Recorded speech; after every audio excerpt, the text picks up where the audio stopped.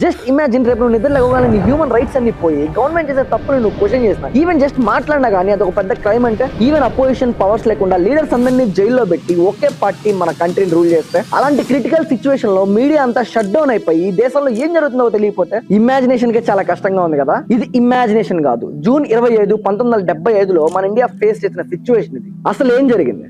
మన భారత రాజ్యాంగంలో ఏదైనా యుద్ధాలు జరిగినా, ఇంటర్నల్ డిస్టర్బెన్స్ జరిగినా కానీ దేశాన్ని ప్రొటెక్ట్ చేయడానికి కొన్ని ఎమర్జెన్సీ పవర్స్ ని నియమించారు. కానీ ఈ ఎమర్జెన్సీ పవర్స్ ని ఇందిరాగాంధీ 1975లో తన పొలిటికల్ పవర్ ని కాపాడుకోవడానికి యూజ్ చేశారు. బట్ ఎందుకు? ఒకవేళ మీరు ఈ ఛానల్ కొత్తగా వచ్చినట్టయితే please make sure to subscribe. 1970లో ఇండియా చాలా సఫర్ అయింది.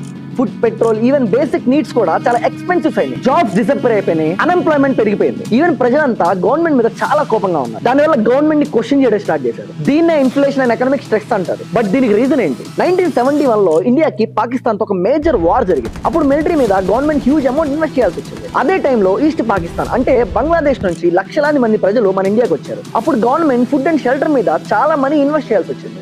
అండ్ 1973లో ఆయిల్ ప్రొడ్యూస్ చేసే కంపెనీస్ వాళ్ళ ప్రైసెస్ ని కూడా ఇంక్రీజ్ చేసింది. అండ్ దీంతో ఆయిల్ కాస్ట్ పెరిగిపోయినాయి. అండ్ ఇలానే ట్రాన్స్పోర్ట్ కాస్ట్ కూడా పెరిగిపోయింది. ఫుడ్ ప్రైసెస్ పెరిగినాయి, డైలీ గూడ్స్ యొక్క ప్రైసెస్ కూడా పెరిగింది. దీనివల్ల డైరెక్ట్ గా ఇన్ఫ్లేషన్ పెరిగిపోయింది. జనాభా పెరుగుతుంది కానీ అదే స్పీడ్ లో జాబ్స్ పెరగపోయేసరికి అన్ఎంప్లాయ్మెంట్ కూడా ఎక్కువైపోయింది మన ఇండియాలో. ఇండియా సిచ్యువేషన్ ఇంత క్రిటికల్ గా ఉంటే ఇదే టైంలో ప్రజలందరూ ఏమనుకుంటున్నారు అంటే పొలిటీషియన్స్ చాలా పవర్ఫుల్, దీని వల్లే కామన్ పీపుల్ బాగా సఫర్ అవుతున్నారు అనుకున్నారు. అదే టైంలో జయప్రకాష్ సంపూర్ణ క్రాంతిని స్టార్ట్ చేశారు. ఇది జస్ట్ ఒక లీడర్ మీద కాదు, దేశంలో జరుగుతున్న అవినీతి మీద అండ్ బ్యాడ్ గవర్నెన్స్ మీద కొన్ని లక్షల మంది ఈ ఉద్యమంలో పాల్గొన్నారు.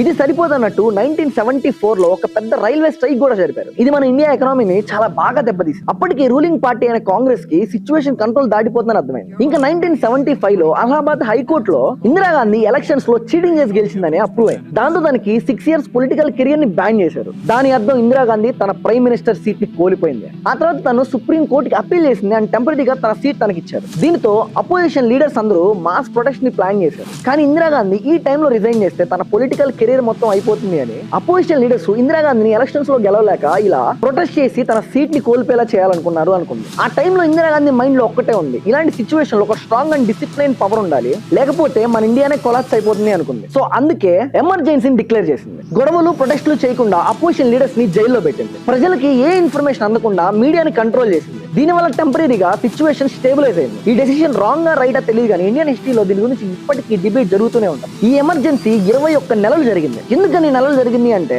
భయం. మాట్లాడాలంటే భయం, ఎక్కడ మాట్లాడితే ఎక్కడ క్వశ్చన్ చేస్తే జైల్లో వేస్తారని భయం. దీనివల్ల చాలా మంది కామన్ పీపుల్ కూడా సఫర్ అయ్యారు. 1977లో ఇంటెలిజెన్స్ రిపోర్ట్స్ ప్రకారం ఇందిరాగాంధీ గెలుస్తుంది అని అనుకున్నారు. సో దాని వల్లే మళ్ళీ రీ ఎలక్షన్ కండక్ట్ చేశారు. బట్ ఈసారి జనతా పార్టీ విన్ అయింది. మొరార్జీ దేశాయ్